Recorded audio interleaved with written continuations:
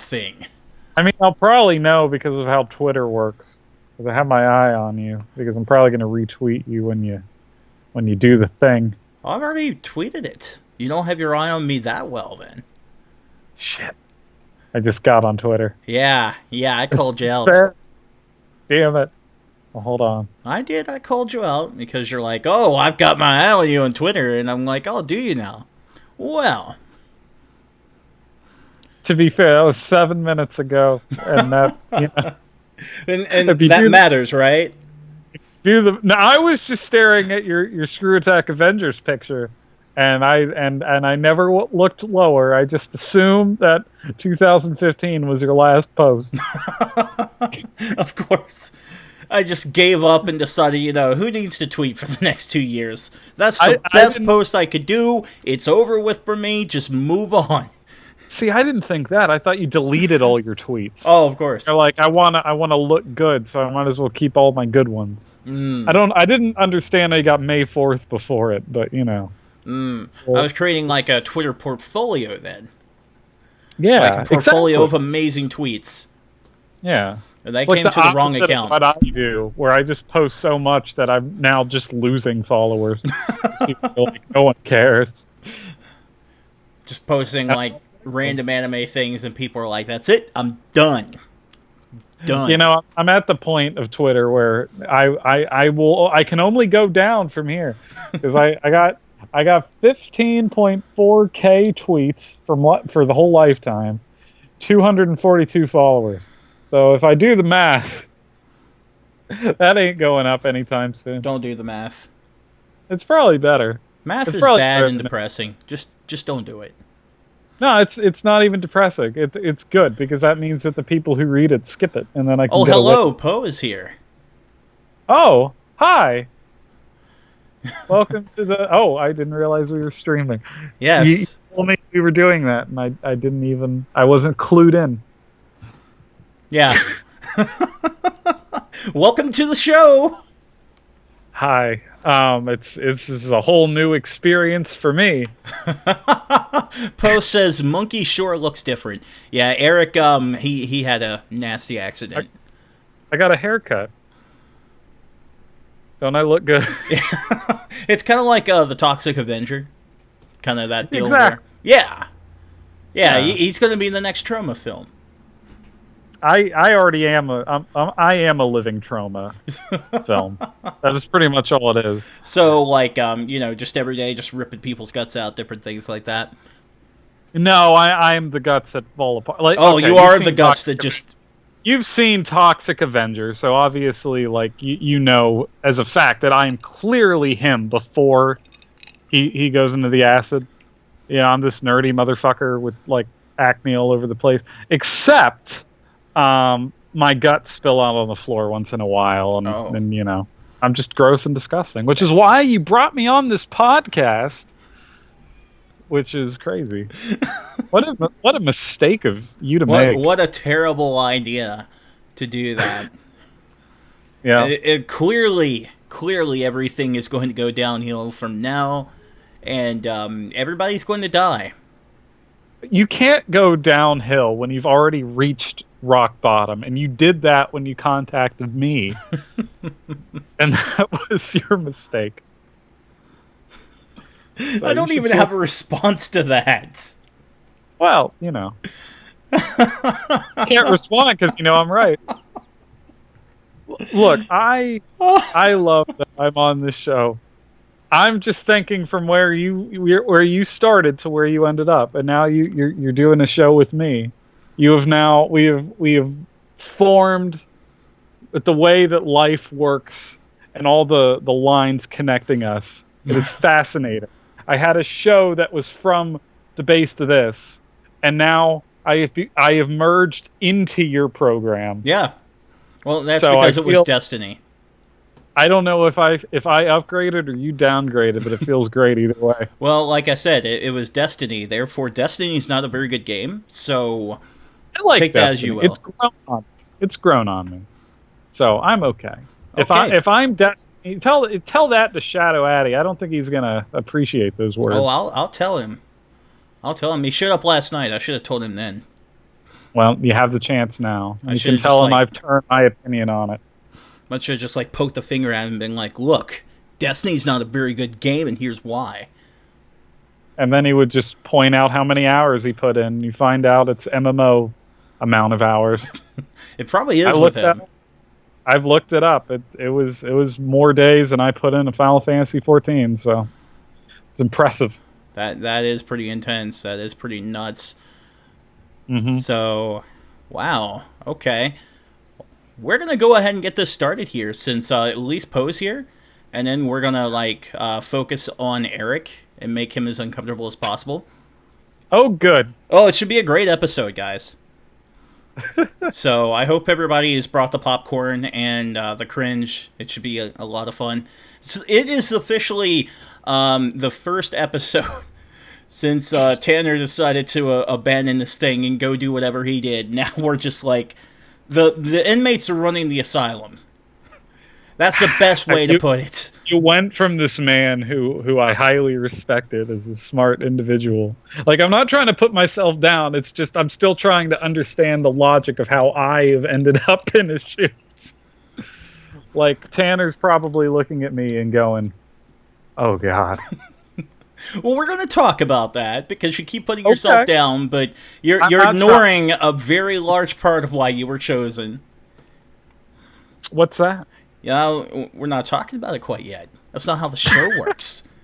God. Well, fair enough. You know how a show format works, don't you? The last show I did was 3 guys yelling at each other in a bathroom. So I've got to ask a bit more about that after the intro because what?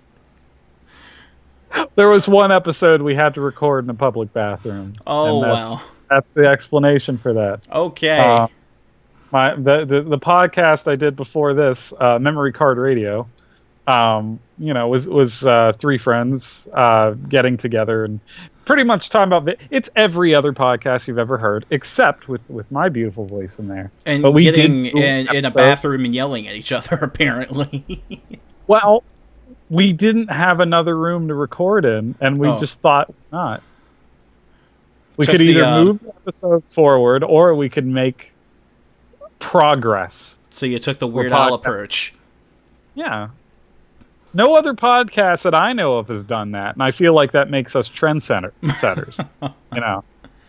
Which is why if I bring us into the bathroom with this show, it won't have the same impact, which is unfortunate. I can only do that trick once. Very unfortunate. Maybe we'll figure something else out. And just for everybody that's actually listening to the recording and not at the live version of the show, first and foremost, shame on you, you're a terrible person. Second off, this is the reset button, the return of the reset button for May 9th, 2017.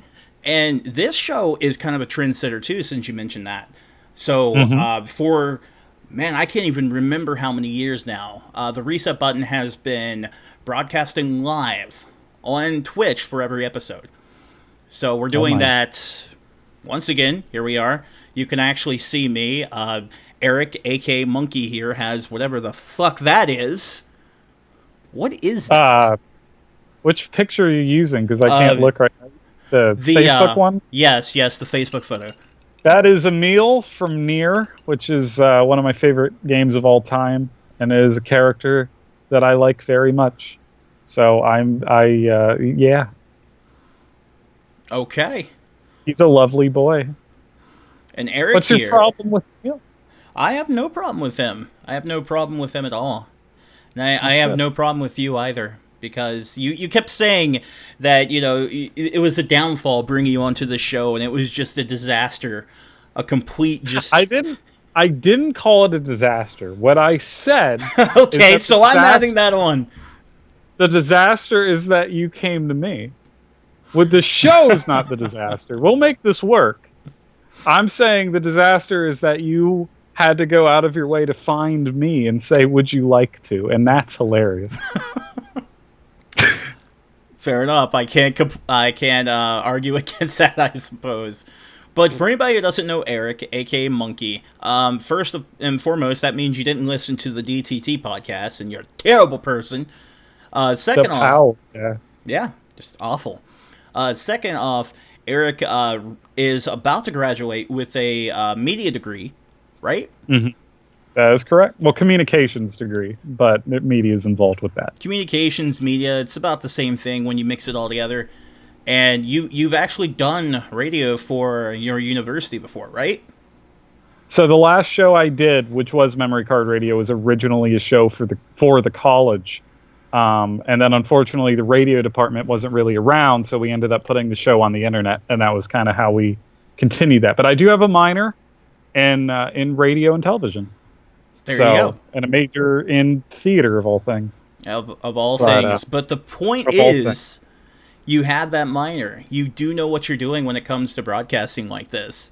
So he comes on here and he tries to make it out to be it's going to be like the worst thing ever, and he has no idea what he's doing. He is lying completely. Here's the thing. I may be qualified, but, there's some people that you just put on a stage and you're in for a show. That's what I mean.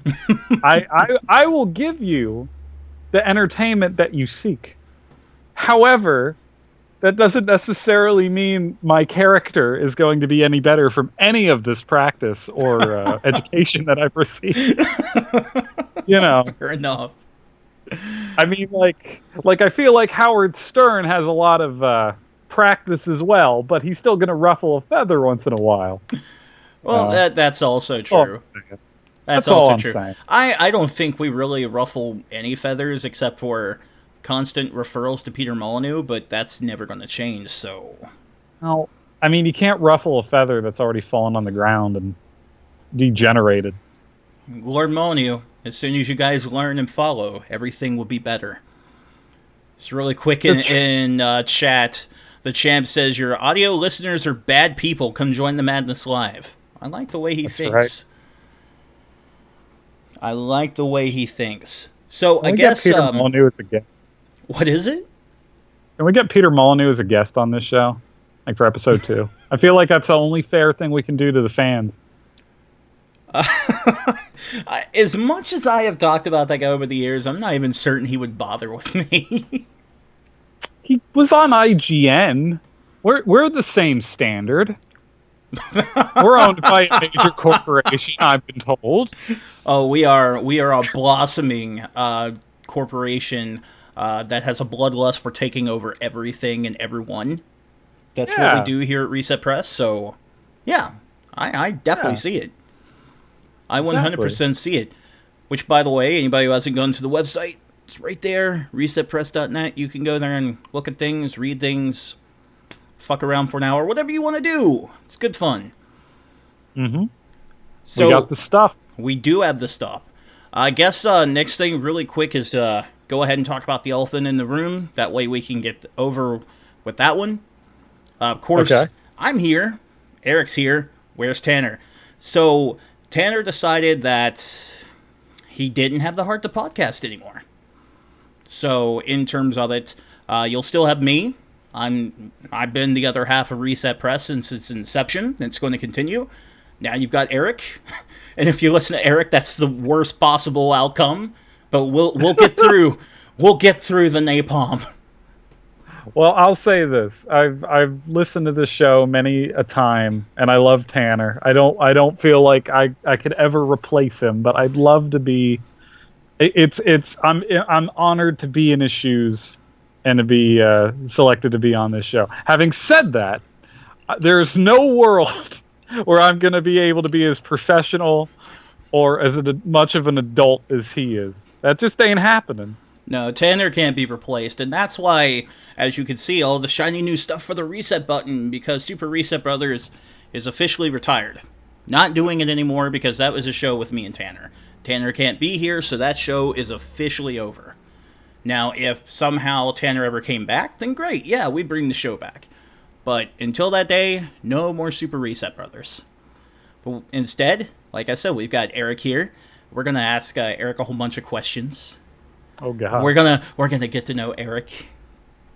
Ooh. Since this is his first official show since he was a guest on the Remembering DTT podcast. So in terms of it, with broadcasting. You mentioned some podcasts and whatnot, Eric. What have you done over the years? Well, I've had 3 separate That's a loaded question. I know it is. I've had 3 separate podcasts. I've technically been working in podcasts for about 3.5 years, 4 years now, on and off. But like, there's been a lot of practice that I've had even before DTT. There was a show I did with Dante El Diablo, which was very much fun, and then eventually I did a separate show with my buddy Chenson, who I love to death, still love him. And then again, I did Memory Card Radio for college purposes, that also moved onto the internet, and that's pretty much where I've been in terms of podcasting.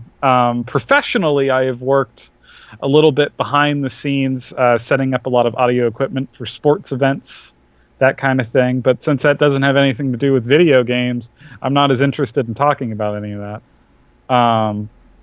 But I have also been on the radio one other time for a PR gig, advertising a theater production that I was in.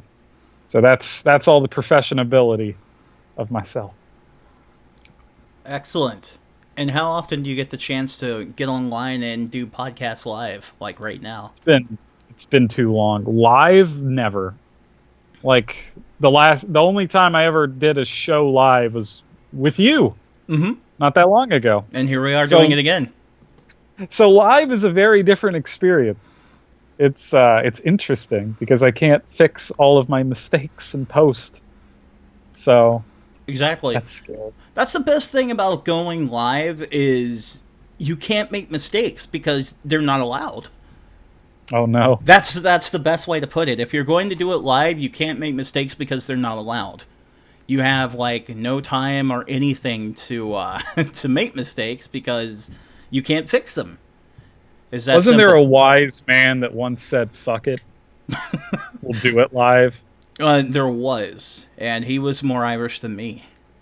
Ah, well, I know he took those words to heart, and I've embodied everything of his character that I know of, which was just that, and nothing else. He had wonderful quotes such as "Fuck it, we'll do it live," "Fucking thing sucks."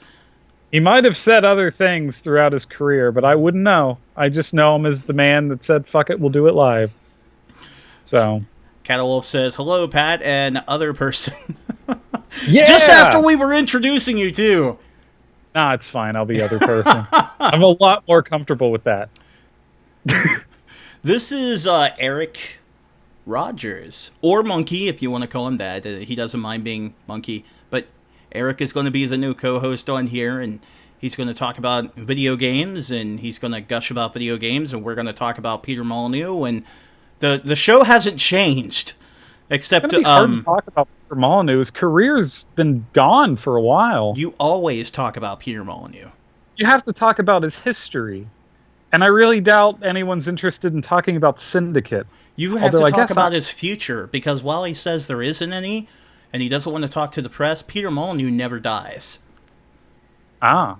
He will return, and he will bring great promises. And, you know, he won't fill any of them, but he will bring great promises. I see it.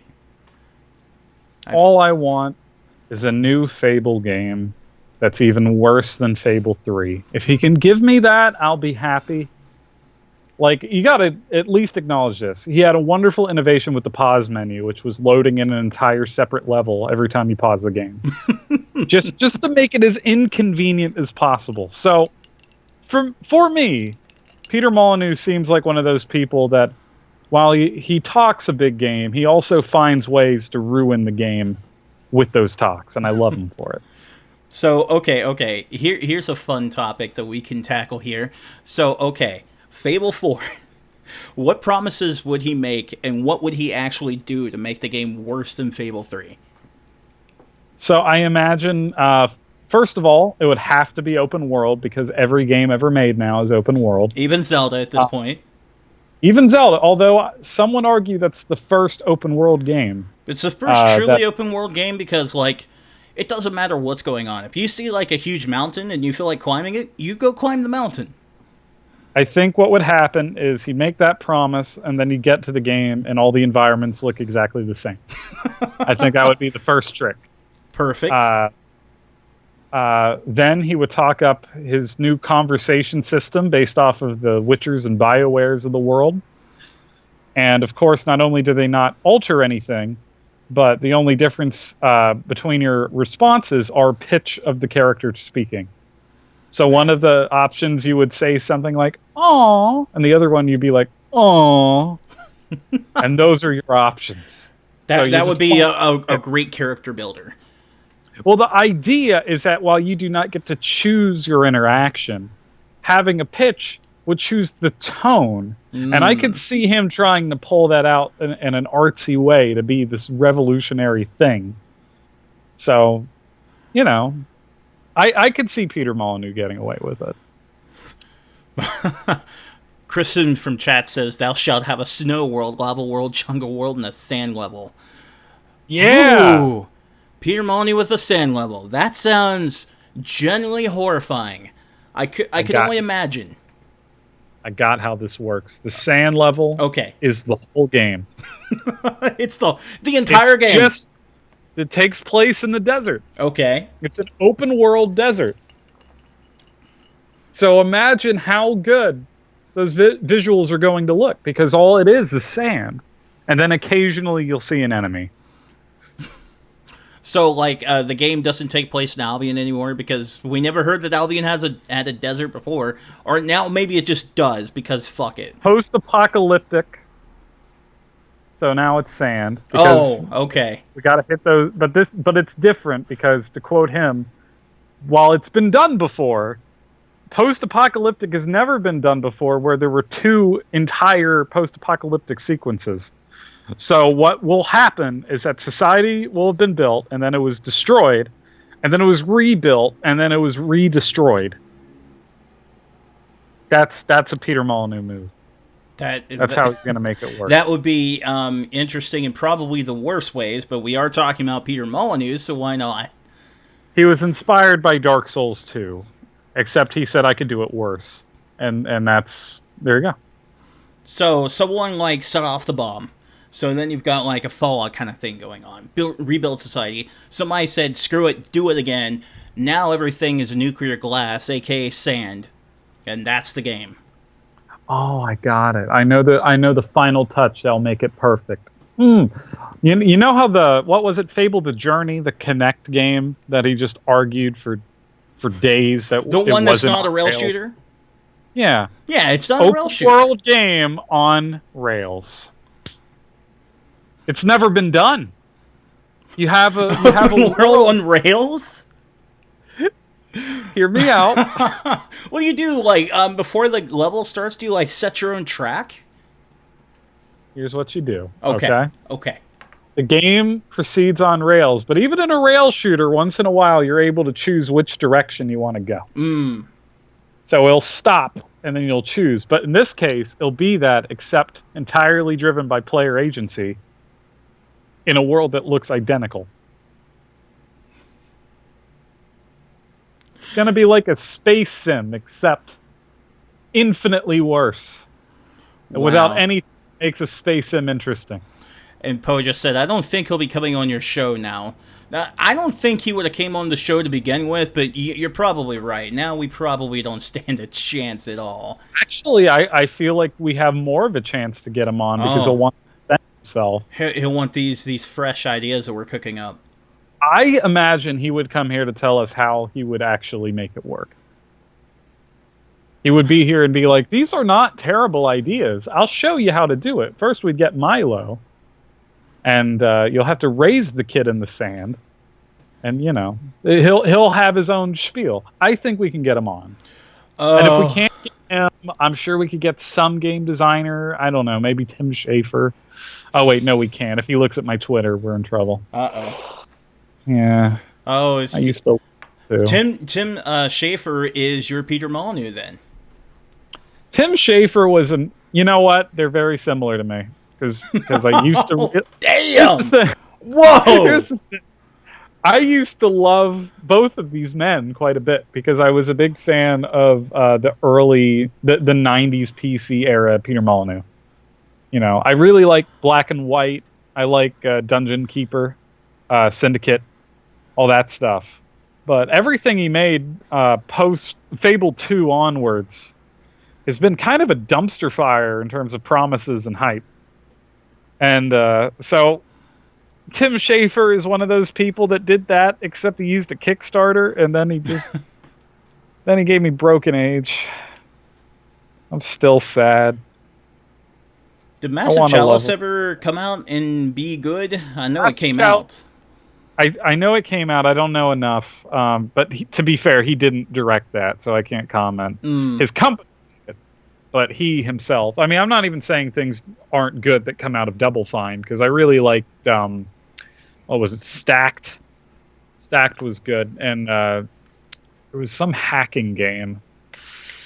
I can't remember the name of it, though. I know that he didn't actually do anything with Massive Chalice. I know that there was a different director, but you can't be like the head of the company and just come in and be like, I am never looking at this game. Not ever. So I'm sure he had to look at it at some point. I mean, I don't know. Are you familiar with the Suda51 situation? I am what his not. career is? I am This is not a diss whatsoever. Suda51 hasn't really worked on a game since No More Heroes, but people keep attributing it to him every time Grasshopper makes a game. So for the longest time, I've been saying Suda51's not been on the slope that I wish he was. His older stuff was better. I loved Lollipop Chainsaw and Sign Mora, but I didn't love this and that. Turns out he just hasn't been working on a game since No More Heroes. He's just purely in charge of the company. Right, so it's just the pure mystique of him. Yeah, it might be a similar case. Or it's like Tim Schafer's only worked on a very few amount, but he owns the company, so therefore we, as the audience, look at it and be like, "You've made them all. It's all you." Well, that's true. I can't argue with that. That does make sense. Now, when you were talking about Milo and different things like that a moment ago, were you looking at chat by chance? No, I don't have it in front of me, unfortunately. Hilariously enough, because Cattle Wolf mentioned number 3, Milo is your companion for the whole game, and he cannot be removed. That's awful. I was reading that when you were saying, I'm like, seriously? He's got to be reading chat, right? I wasn't, but you know what? Great minds think alike. I'm so happy. Number 2. Fair, Milo is like one of the most loved jokes for Peter Molyneux, because it was like the pinnacle Peter Molyneux. I'll get this number 2. All bosses kill themselves. Which would be perfectly fine with me, because the boss in Fable 2, like, you come up to him and you're like, oh man, it's time for the showdown with the final boss. It's on. Then you pull out the pistol, shoot him in the face, and you win. You know, I'm honestly okay with that idea. It's just they didn't do it well. And they were like, you want to bring back your dog or save the world? And that was my bigger problem. Or do you just want a shit ton of money? It's just like, he always has these concepts that start out okay, and then they expand to, like, ridiculous proportions that no one can wrap their mind around. Like, in Fable 3, for example, the idea of being king. Okay, seemed pretty cool when you thought about it, but then when you actually start playing the part where you're king, it gets ridiculous super quick, and you're like, why the fuck am I doing this? The problem with the king is that it is the most exploitable problem in the world. Because, again, all of his ideas are good on paper. The king idea is pretty much, so a giant fucking thing is going to come and destroy the world. But if you can raise this money, you know, by forcing taxes and doing awful things, you can save everyone. But then everyone will be miserable through your time doing it. And I see what they're going for. The problem is that you can just earn the money yourself.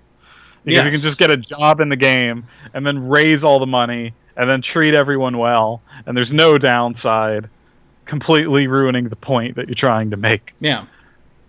The idea there is you're supposed to, like, make a choice and, like, upset one side but get the approval of the other. Or you could just not care. That works too. See, I don't want to punish him for that kind of thing. I think for Peter Molyneux, my bigger problems are in terms of management and, of course, false promises. He gets so excited that he just doesn't know what he's actually making, and I think he has shit on every single game he's ever made at this point. Because he always in post he's like, "Oh yeah, it was terrible. We had a terrible time." And it's just like it's gone on record that he would say things that the development team never heard of, and then they had to force features in that didn't make sense to be there. Oh, probably like the weapons system in Fable 3. But really quick, just to read the 5 ideas that Catawolf came up with here in chat, because I think they're wonderful here.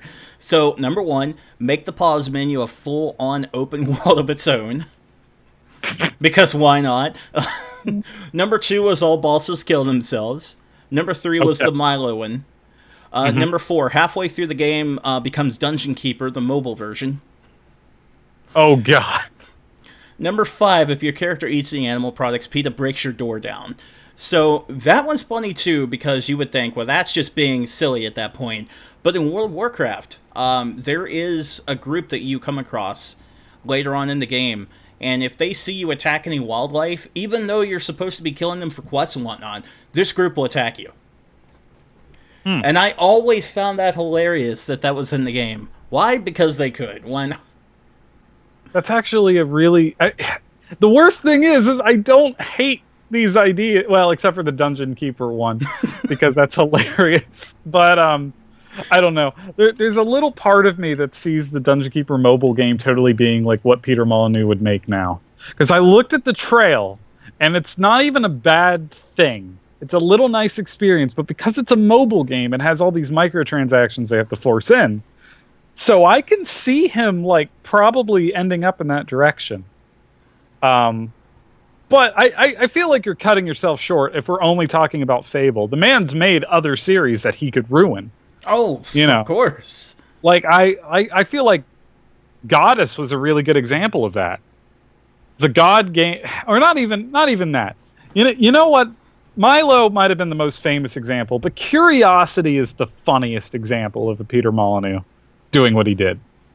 So, for everyone, just to retell this beautiful story, because it's so fun, he released this free app for the internet where it was an MMO where everyone basically just chiseled a giant block, and whoever got to the center got some secret prize. And that prize was, in this god game, Goddess, a good chunk of the money they would get for it would go to whoever won, which is really nice. You know, obviously Goddess made no money, so that wouldn't have mattered. But I think what's more interesting is that Peter Molyneux really hated the kid who won. Like, this is on record. The kid who won knew nothing about Peter Molyneux, didn't care about video games. And he's like, oh, cool. And he was just so bothered by it that Peter Molyneux just never lived up to his promise. So the guy like, never got his prize. Nothing. They did nothing for me. My life was ultimately unchanged. Yeah. And it's kind of like... So Curiosity, it was for nothing. Yeah, if anybody's never heard of that, if you've ever heard of Peter Molyneux, What's Inside the Cube, that's exactly what's going on there. They took... the irony was, I actually really liked Curiosity. It was a good concept. It's relaxing to play. It was just like a little clicker thing that... Yeah, because like phone games generally don't have any depth. So if you're talking about a little time waster, an MMO where everyone's working together on a stupid goal, it's not the worst idea.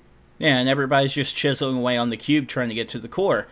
It was interesting enough, not a bad concept, but once again, Peter Molyneux was involved, so you know how it ends. Yeah. It ends in a giant vat of shit. That's how it goes. Let's see. Poe asks thoughts on Sean Murray and No Man's Sky.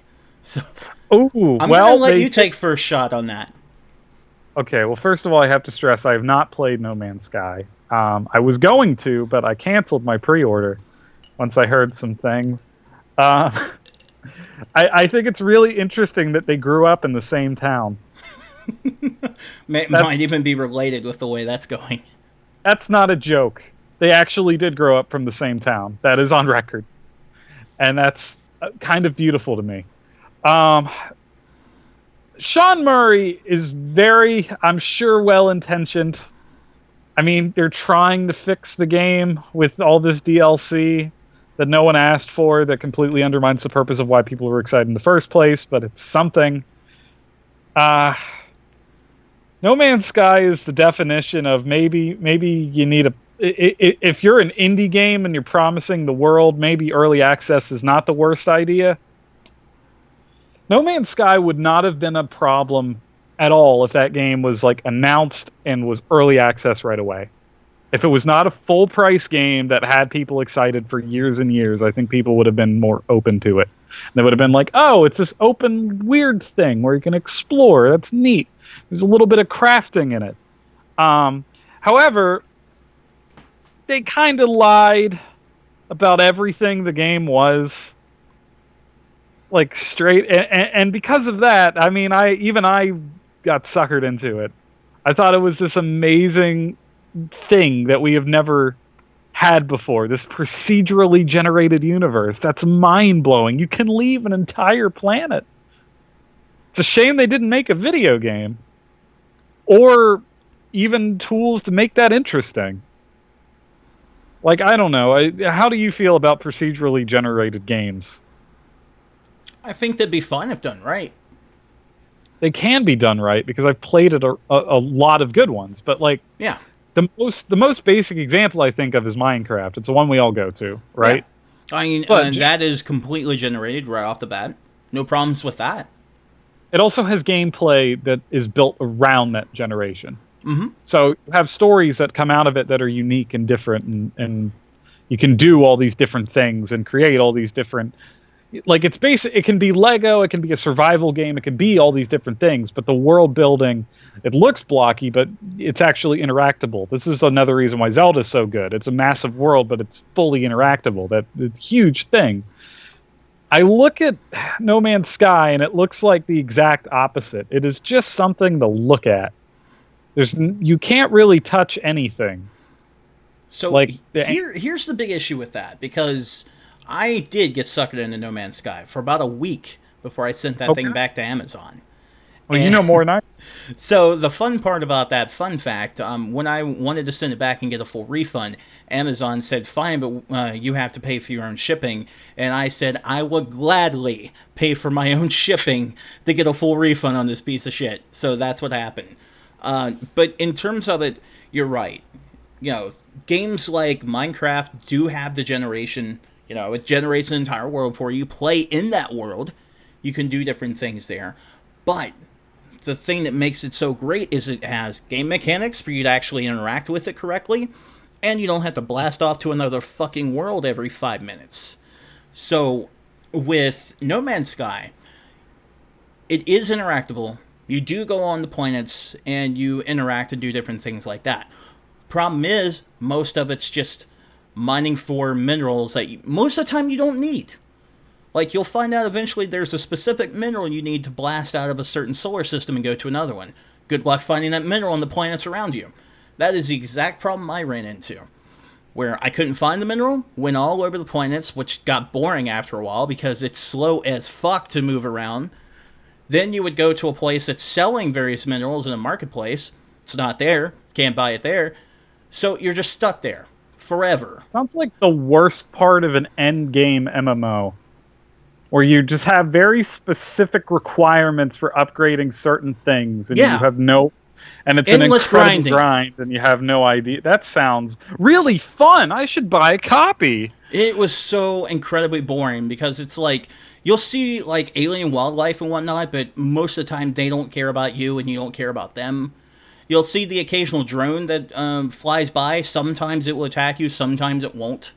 There's no specific reason as to why it attacks you, it just does. It was just so random, so incredibly boring.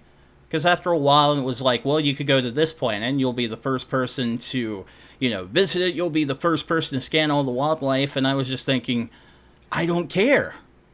I really don't care. For the record, that the names you give everything were not actually uploaded to the servers. Oh, wonderful. Like, it just deleted stuff after a while because it was too much. We're talking about the amount that exists. Yeah, not having multiplayer was one thing because I didn't expect much in the way of multiplayer, and I'm probably the last person to really be able to talk about this because I'm not a fan of a lot of procedural generated games. I appreciate them. They're just not for me. The one I actually got into was Dragon Quest Builders. which was a Minecraft clone, but it did something that let me get into it, which is it had quests, it had objectives, and honestly, I need that because I'm not very good at creating my own freeform thing. But I appreciate it. I appreciate games that let you do that. I am an observer of those games, and I understand them. But there are core mechanics that have to work with stuff like that. I'm not a fan of a lot of open world games, but they're not open world, early access games. But like I look at something like Ark that came out, and I can watch a single video of Ark, and I can see tons of fun and tons of opportunity of crazy things that people are doing in that game. I look at No Man's Sky, and I think, other than getting resources, what can you do? That's and I wasn't one of those people that ever wanted to yell that, because I know there were a select group of people that say, "What do you do?" And I was not one of those people. And I understood that idea, which was you don't kill shit. There's no objective. What do you do? And I think a lot of us heard that and said, well, you explore, but that doesn't mean anything after a certain point. It doesn't. And No Man, and especially when everything looks the same. And I think that was the biggest problem with No Man's Sky. That and you know, really false advertising and the fact that Sean Murray stole a shit ton of money and ran. But part of me can't blame him. Plus, he had like a different answer depending on what publication he was talking to. He would go to one publication and he'd be like, "This is a single player exploring adventure. Leave it at that." He'd go to another publication and be like, "You'll get to do this. You'll be able to interact with friends. You'll be able to blah blah blah blah." He had a different answer for every outlet, which, i.e., that's lying. Every gamer should feel ashamed when we all expected the creators of Joe Danger to make something that no other game company has even thought of. But I'm going to spin it in a very optimistic way. Let's hear it. We now have the technology and the idea that can be fixed later on. We now did something incredible, which really shouldn't be undermined. We have made a game where you get on a planet and you can fly off of a planet and fly onto a planet without a load time. The technology is now there. We just need to figure out how to make a game around it. And people are saying argue with that. You're absolutely right there. Now, hopefully, Star Citizen is that game, but I'll never know because I don't have a good computer, and also that game has been in development longer than I've been alive. So, yeah, it's still ongoing. So let's see, another question from chat here, since it's a bit chat-heavy day with the return of the reset button. This one's actually from my sister. So, in terms of it, how do you feel about the DLC for Breath of the Wild? Okay, I have to start saying I don't have a Switch. I've played Zelda once, which was at your place, and I loved it. I think it is always healthy. Costumes are no problem at all. The map feature looks really interesting, but the thing I'm most interested with the DLC hasn't happened yet, and that's the story DLC, because I imagine they're going to take that a lot more seriously in terms of the open world environment. But right now, Nintendo seems to know what they're doing. Breath of the Wild gives you your money's worth of game. You don't feel guilty if you spend a little bit on DLC. I wouldn't feel guilty about it. My only little complaint is that I don't feel like a difficulty should cost money. Like if the hard mode should be on the disc. No, I agree. That's kind of crazy. But at the same time, they get away with it because I don't know if you're aware, but Twilight Princess HD on Wii U, there was a hard mode that was unlocked with the Wolfling amiibo. I wasn't a fan of that either. Yeah, so that's why they, quote, get away with that, because it happened before and everybody was silent. It's not even the worst thing that they could do. It's a nitpick.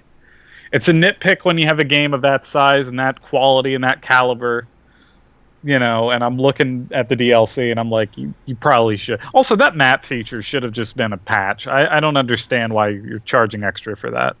It's a good feature. It's a good idea. I just don't see where money should be involved with that. To see where you've gone and where you haven't. With that said, I feel like Nintendo is just laughing all the way to the bank right now, so I don't think they care. Don't really have a reason to. Yeah.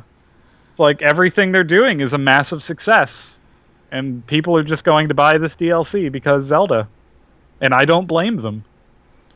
So, they're not going to listen to my criticism about difficulty. Who cares? Oh, okay, so I stand corrected. It was the Ganondorf amiibo that makes you take double damage and gives you a hard mode. But I knew there was a hard mode that, like, it wasn't on disc. Damage, or okay. It was for the most part it was on disc, but you had to have the amiibo to unlock it. So it was still a DLC kind of thing. You would scan the amiibo and then double damage is what you get in Twilight Princess HD. So more or less, you do have to buy it to get it. You have to buy the amiibo. So I don't know how I feel with amiibo DLC in general, but it's such a specific thing. I can't make my mind on it, because like I know other games have like exclusive little gameplay features with amiibo, and I don't know. Well, I don't know where my mind agrees on it, because that's a double-edged sword in and of itself. Like, I know that you haven't had too much time to try Breath of the Wild when you were up here. But in terms of it, like, if you want, like, a lot of ingredients to do cooking, or you want a lot of bomb arrows, or something like that, you just use your amiibo in Breath of the Wild, and you are showered with that stuff. So in terms of it, that's really good, you know? It's not really stuff you can pay for. I don't feel bad about.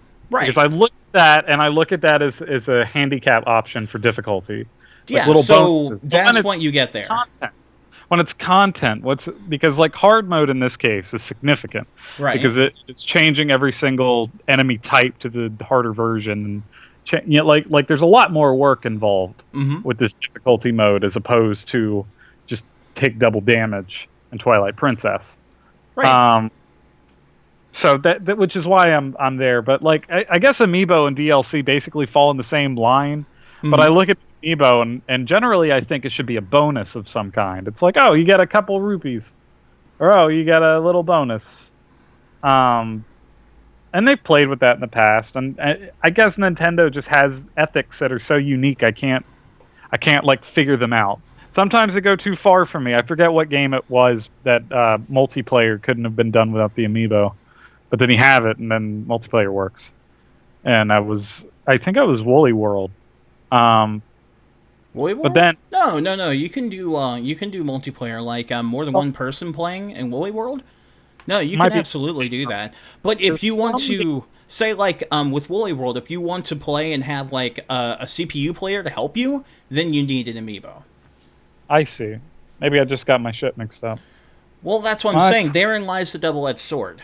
Like, for everything that is not bad, that's the worst word I can think of, but for lack of a better word, that's not bad. Like, when you scan something in Breath of the Wild, you get all those goodies. Then it goes to another game where it's like, do you want help in this game? Oh, you have to buy an amiibo. You know, different things like that. But they don't market it that way, is the funny thing. People buy amiibos because they want the figure.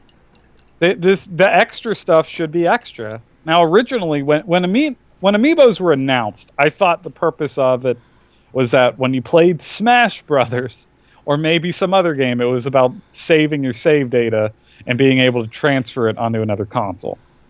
That was how it was sold to me originally, and then we've just gotten so far to the point where Bayonetta and everything has an amiibo now, which is great because they're the cutest things in the world. I have two for my love of Earthbound. Bless you, sir. But I never bought one or thought of buying one for the sake of a gameplay enhancement, and they wouldn't. I just don't see that as a marketing thing that they do. How often do you look at Amiibo and it says written on it, the exclusive content only with this, if you want to unlock blah, blah, blah. I rarely see that from Nintendo. They seem to be wise about it, but then they do it, so I don't know. I don't know where I stand when it comes to Nintendo. Cattlewolf said that when Shovel Knight first came out, it had multiplayer lock behind Amiibo. So that may have been what you were talking about. Yeah. That may have been what you were thinking of there. So, Yeah, that's kind of shitty. You really shouldn't do that. But Nintendo, they've been doing it. They're gonna keep doing it. So, like I said, it's a double-edged sword because oftentimes you get some really good stuff with it, and you get things that I don't think you can complain. Like you get showered with ingredients in Breath of the Wild. Always good because then you can take the ingredients and make tons of food. You can make elixirs to sell, all that fun stuff. And then in other games, it's like you need it for reason XYZ, which is not always so wonderful. I think the point is you just don't want it to be integral. If it's a handicap, there's no problem with it. If it's a bonus, like as you say, Breath of the Wild, or there was some, I think it might have been Twilight Princess. You put on an amiibo and then your health gets refilled. Like, it may break the game, but it's not. You don't need it to progress. You don't need it for content purposes. You just want to be a little dirty little cheater, which is fine. I don't have a problem with cheating because people should do whatever they want with their video games. But as long as like no one else is getting harmed by you having this exclusive thing. So you can, in one of the Zelda games, scan an amiibo and just get like your health refilled? I believe so. Oh, I mean, again, that is nuts. I don't even. It might have been Wind Waker. Because you know what that starts to remind me of at that point? It's like Game Genie / Game Shark. Except this time, like, Gloob is not involved. It's just Nintendo. I don't see a problem with that, though. No, there's never were a problem. Yeah. If it's a single-player game, and you want to be a dirty little cheater, I don't see the problem. If I could beat Dark Souls in 2 hours through cheating, you bet your ass I'm going to share it on the internet and pretend I'm the greatest person on the planet. I'll be like, look at me, I beat Dark Souls in 2 hours. Aren't you impressed? And no one is. Well, everyone will be like, people have done it before, and then I'll just cry in the corner. But still, it's about the bragging. Speaking of which, funny story since it involves you. Oh no! Since you showed me how to play Bloodborne. I was talking about that the other day, and you know PC user for anybody who follows some of the old G1 usernames on Twitter, G1 PC user. But I was talking about Bloodborne with everybody in the chat, and I mentioned Gascoigne in the music box, and PC had no idea that the music box existed. Wow! He seriously didn't know. I mentioned that, and he was like, what's the music box? I'm like, oh, he's being funny. And just kept going, and he's like, no, seriously, what's the music box? And I just stopped and was like, okay, I know you've beaten this game. You're telling me you don't know what the music box is. And he said, no, I don't. That's a Souls game. That's a Souls game for you. I was just legitimately shocked. You can miss a lot if you don't understand how the side quest systems work and you don't like look way too hard into it. But I have this thing where when I beat a game, for the record, I did do that on my own and I had figured out the box, but like I had missed entire bosses of that game until my replay of it. That's the thing about Souls. You can miss giant chunks of the game if you're not looking for it. So I believe it. That really shocked me too. That shocked Catalwolf too. He's like, how did he miss that? I don't know, because he probably played it blindfolded. Because that's what the hunters do. Probably. Yeah. Because you have to talk to the little girl once, then you have to leave, you have to talk to her again, and second time is when she gives you the music box. I guess he never bothered to do it a second time. I thought they did it the first time. Granted, I need to replay it, but I'm pretty sure you have to do it twice. The first time she wants you to look for her mother, and then I think she gives you the music box to identify, if I'm right. No, I'm pretty sure it's the first time.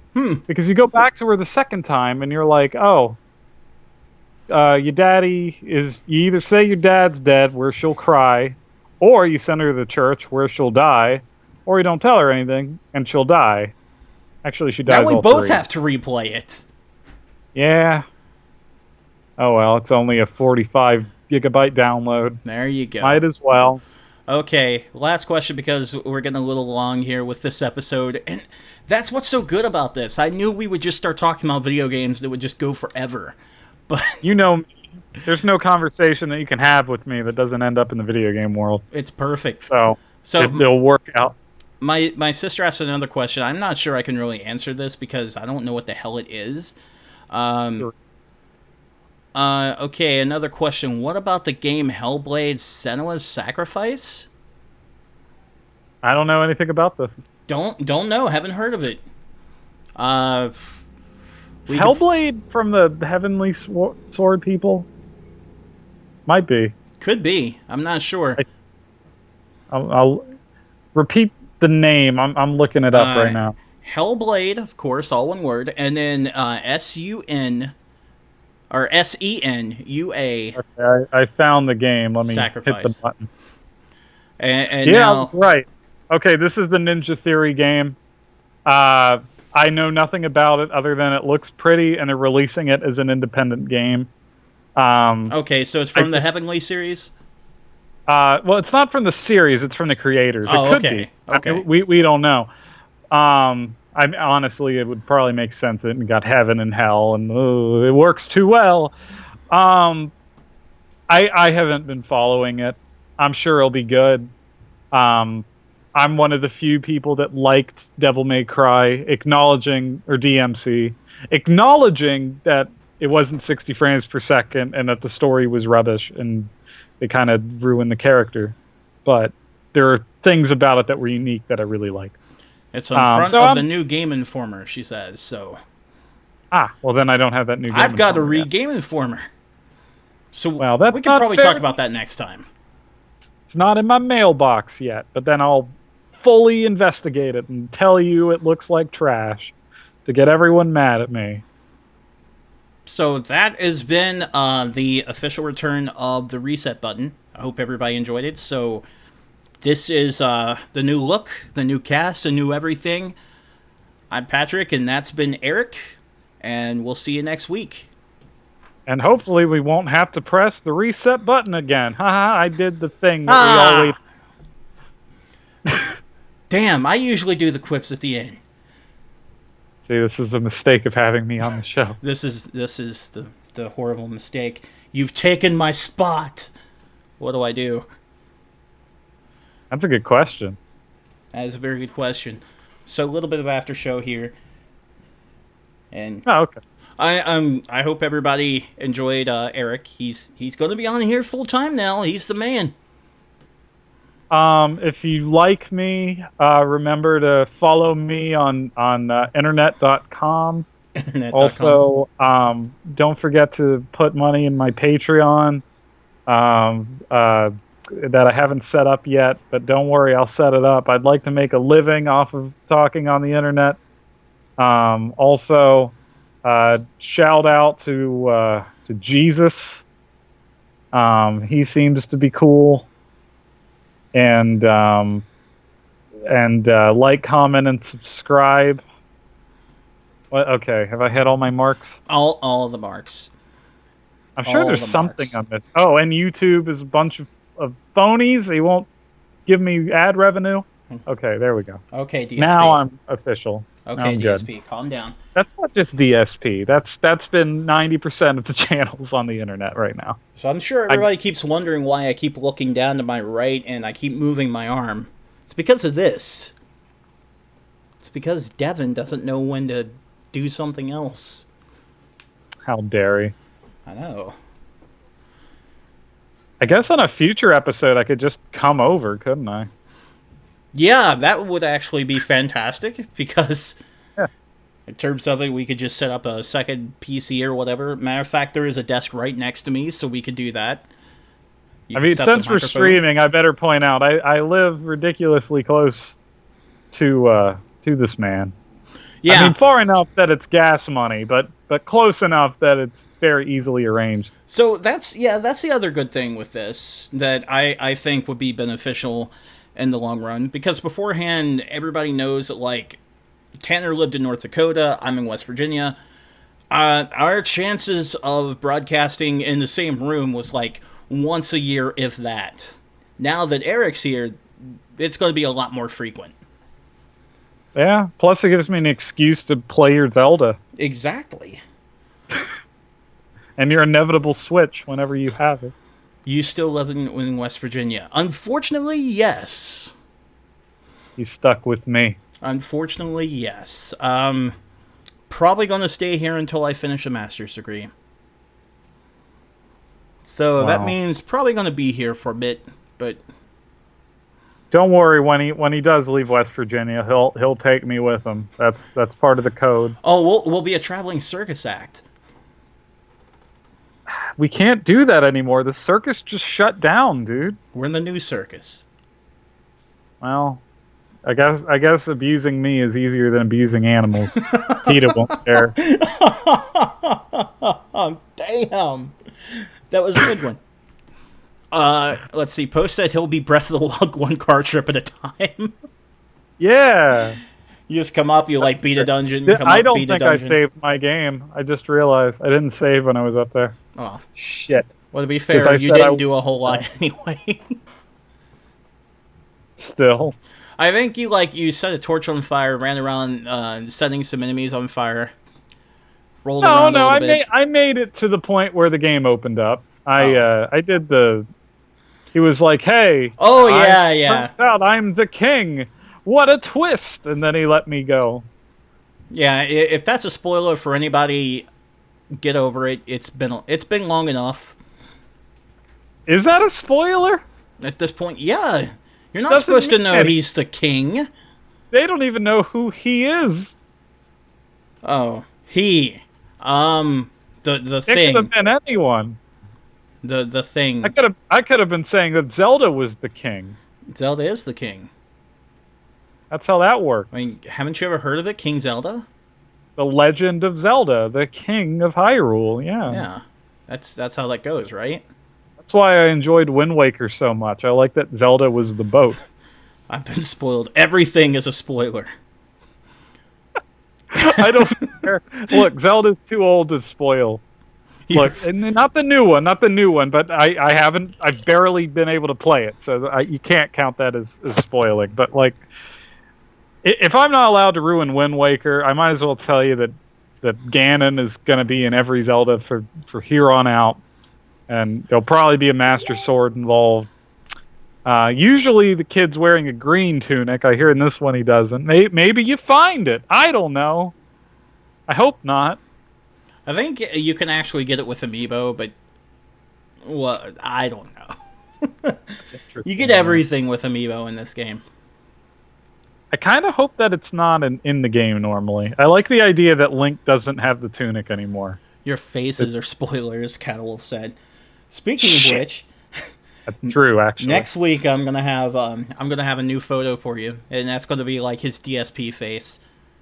Oh my god! And if anybody knows what I'm talking about when I say his DSP face, just wait for that one. It's gonna be fun. You know, I've been waiting my whole life to be compared to Darkside Phil, and I finally did it. Life fulfilled?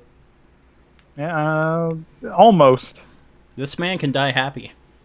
I'll die happy once you send money to my Patreon. Send money to his Patreon that he has not set up yet. I haven't set it up. Actually, I have. It's Darkside Phil. You look that up. That's me. No DSP. Or if you want to throw your money away, it's the Spoonie experiment. I'm sure they'll work out in your favor. Oh, now I'm just throwing shade. I'm a bad man. What made him choose that photo? My sister asked. Eric choose the DSP photo? He didn't. I did. Or is she talking about my other photo? Or the current photo? Because that's what he uses for Facebook. I use it because I'm a massive fan of Nier. It is my favorite game. That's all the explanation. That's all the explanation you get right now. Yeah. If you're more curious, play the game. You'll learn why. Or you won't. No skin off my back. Or you could also play other wonderful games like Resident Evil 7, which is also good. That is a good game. Or you can play Injustice 2, coming out in, like, I think this month? Yes. It should be really good. I won't be playing it because I don't like games. Don't like video games? I'm only a fan of motion comics, like the Watchmen motion comic DVD. Post says, I remember watching DSP in 2008 when he'd record with a video camera and die 100 times. So, I never really watched the guy. I hear everybody else talk about him, and he sounds hilarious. But, yeah, I hear he takes a video camera and just points it right at his TV, which is the worst possible way to capture anything. He's not doing that anymore. However, if you're interested in Darkside Phil, I highly recommend the documentary series, which was "This is how you don't play Metal Gear Solid." It basically was like a they put all the videos together and made one video of just showing off the most cringeworthy things, and the man doesn't know how to play video games. Now, did he make this, or did somebody else make it? Someone else just made a compilation of his stuff. Okay. But it's still movie length. Or, no, it's Metal Gear Solid 3 specifically. And can I give an example of the kind of things that Darkside Phil does? Okay. You played Metal Gear Solid 3, correct? Of course.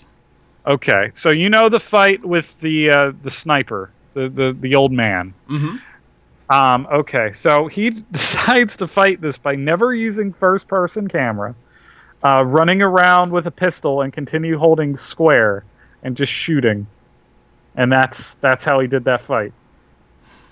And then Kettle says, let's not forget that one little moment that happened one time when he was streaming. That's what I'm talking about when I say his DSP face.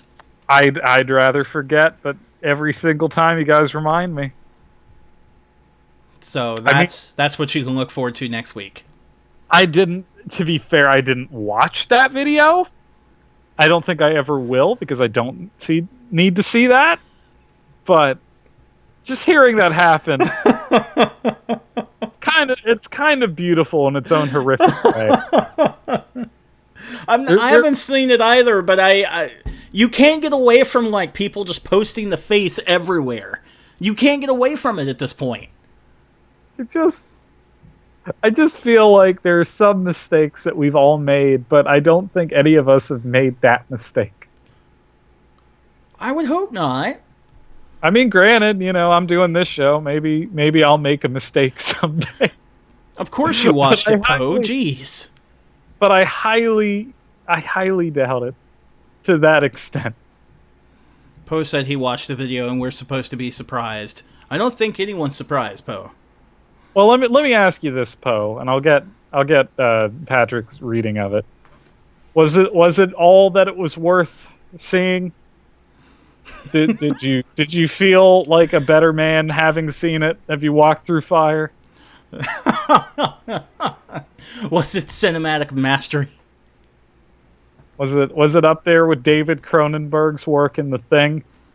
I mean, they're both body horror. What? Oh.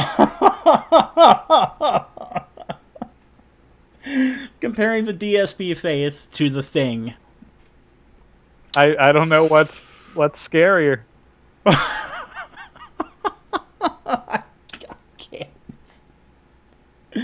I can't anymore. I can't operate. It's over. Well, I'm sorry if I put The Thing in your head. I thought it was a good movie. I can't. Oh my god. Okay, so this is what's going to happen from now on. Uh-huh. I think you got everybody's approval. I think you could stay for like ever. Yay! Oh, okay. Another example TSP documentary is This Is How You Don't Play Dark Souls. Any of them. Now, to be fair, he did beat Dark Souls, but he did it by bringing in other people to do the game for him, because he could just bring people in on the internet and summon them. So the summon did all the work, and he just watched. I think Donkey did that too, but then again, Donkey's supposed to be funny. Well, Donkey is trying to make you laugh. Yeah. Is the difference. And Darkside Phil, he's supposed to be like super gamer guy. I mean, again, I always feel guilty throwing shade, but like I can't feel guilty when it's somebody that like takes money from people who have requests for games, and then he rage quits the game from the people that are paying him money to play that game. Like my mind just can't, because if you are being paid to beat something and you won't even beat a video game, how easy is your life? Like, right? I heard lately he just quit. What was it? Scarface: The World Is Yours, which is a game I actually really like. I haven't played it recently or anything, but like I remember liking it. But someone gave him like $200 to play it, and he just quit like a fourth of the way in. Must be nice to just be like, yeah, I don't want to play anymore. I know you paid me $200, but I'm done. I mean, what's gonna happen? I feel like once you're an internet famous person, you will have the money come in, and I don't know how. Well, I host a fighting game thing every weekend, so I'm an esports gamer, obviously. Obviously. I've watched an esport or two. I'm a big fan of Shrek Super Slam. Okay, that is enough of this. That's a real esport. Look it up. There's a community and everything. I don't care. There shouldn't be. What do you mean you don't care? There shouldn't be. What's your attitude with esports? This holier-than-thou attitude. My attitude is with Shrek. What is wrong with Shrek? Everything. Look, it's just a game that happens to have Donkey and Puss in Boots. Oh, of course. And it's played on a professional level with a community that understands the intricacies. I'm proud that that's where we are in the world, where Shrek Super Slam is an esport. And now you've got my sister agreeing with you. This. Yeah. Oh my God. Yeah. Why wouldn't you? This is horrible. What's horrible? The fact that your sister is right? If that's the way it's got to be, sure. That's pretty sexist and offensive. I can't believe you would think that. I'm very offensive. Autumn, you're a terrible person. I don't know. It sounds like you're the terrible person that hasn't believed in the progressive view. The progressivism of Shrek Super Slam. Yeah. You should feel ashamed. Oh my God. Oh God. Okay, we're gonna end the after show because it's lasting almost as long as the actual show. I can't believe this. It's in Game Informer. I don't care where it is. I read that too, Oh, but I had seen the esports crowd before it ended up in Game Informer, which just it makes me happy. We'll have an esport for anything. I really hope that Space Jam on the PS1 gets an esport. My own sister is turned on me. This is horrible. It's not a turn. She just had that opinion, which is the right opinion, and you choose to make an argument out of it. And that's pretty messed up. I read it on the internet. Okay, that has been the after show. Eric's going to come back, and we're going to do silly things next week, and we're not going to talk about Shrek Super Slam. That I can promise. I can't promise anything.